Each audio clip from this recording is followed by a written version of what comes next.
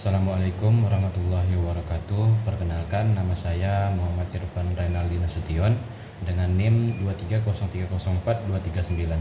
Nah, di sini saya akan menjelaskan sedikit materi tentang manajemen bisnis internasional. Nah, yang pertama, bisnis internasional adalah aktivitas ekonomi yang melibatkan pertukaran barang dan jasa atau investasi lintas negara. Nah, kita juga mempelajari mengapa penting memahami aspek global bisnis. Nah, yang kedua ada alasan dan bentuk bisnis internasional. Nah, perusahaan melakukan ekspansi internasional karena berbagai alasan. Nah, seperti memperluas pasar, mencari sumber daya, dan mengurangi risiko. Nah, bentuknya bisa berupa ekspor, impor, lisensi, hingga anak perusahaan di luar negeri. Nah, yang ketiga ada lingkungan bisnis internasional. Dalam melanjutkan bisnis global, perusahaan harus memahami faktor eksternal seperti politik, hukum, ekonomi, budaya, dan teknologi di tiap negara. Faktor-faktor ini mempengaruhi strategi bisnis yang dijalankan. Yang keempat ada struktur pasar global. Pasar internasional memiliki struktur dan karakteristik yang berbeda dari pasar domestik.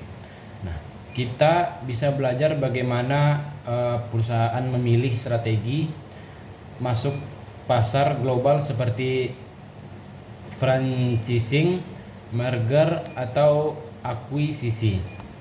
Nah, selanjutnya ada perdagangan internasional dan kebijakan global. Kita bahas metode perdagangan seperti keunggulan absolut dan komparatif. Juga ada kebijakan perdagangan seperti tarif, kuota, dan perjanjian dagang global.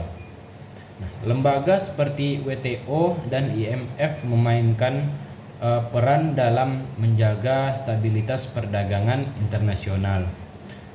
Selanjutnya ada strategi bisnis global. Perusahaan global menggunakan berbagai strategi untuk bersaing secara internasional, seperti multidomestik, strategi, dan global strategi. Nah, dalam pemilihan strategi ini tergantung pada tujuan dan kondisi pasar sasaran. Nah, selanjutnya ada struktur organisasi internasional.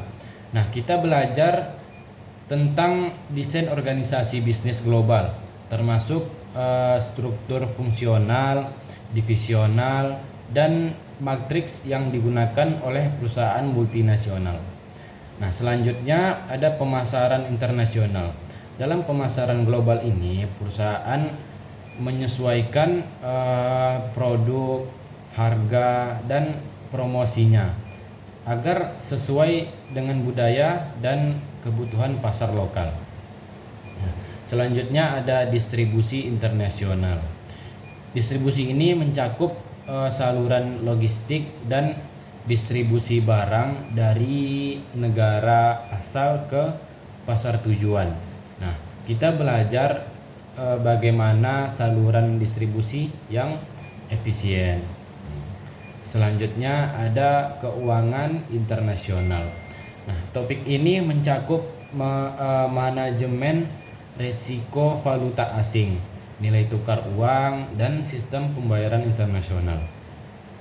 Ini penting bagi perusahaan agar keuangan tetap stabil dalam fluktuasi global. Selanjutnya ada sumber daya manusia internasional. Nah, kita membahas bagaimana perusahaan mengelola tenaga kerja lintas negara, termasuk perekrutan, pelatihan, dan adaptasi budaya kerja.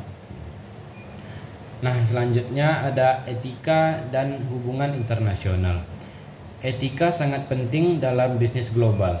Perusahaan juga harus mematuhi aturan internasional dan menjaga tanggung jawab sosial serta etika dalam semua praktik bisnisnya. Dan cukup sekian materi yang bisa saya jelaskan. Lebih kurangnya saya mohon maaf. Assalamualaikum warahmatullahi wabarakatuh.